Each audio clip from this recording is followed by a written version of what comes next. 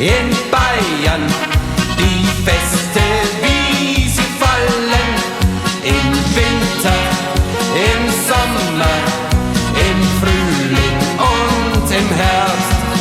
Wir feiern in Bayern, bei uns ist immer was los.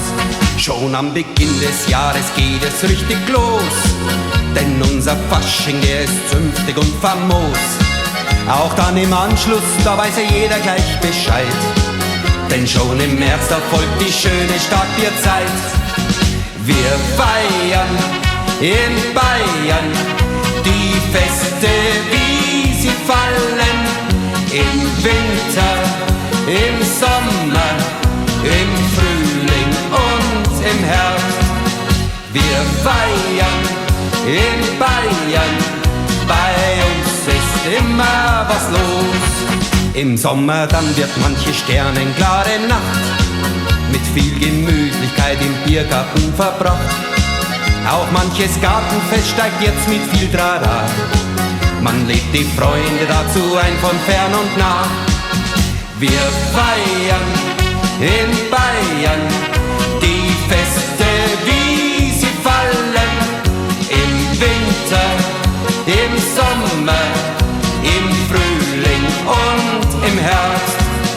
Wir feiern in Bayern, bei uns ist immer was los. Doch wer nun glaubt, wir wären vom Feiern schon gestresst, der kennt uns nicht, denn jetzt kommt das Oktoberfest. Ja, und so geht es bei uns durch das ganze Jahr. Und darum finde ich es in Bayern wunderbar. Wir feiern in Bayern die Feste, wie sie fallen, im Winter, im Sommer, im Frühling und im Herbst. Wir feiern in Bayern, bei uns ist immer was los. Wir feiern in Bayern die Feste, wie sie fallen, im Winter, im Sommer, im Frühling und im Herbst. Wir feiern in Bayern.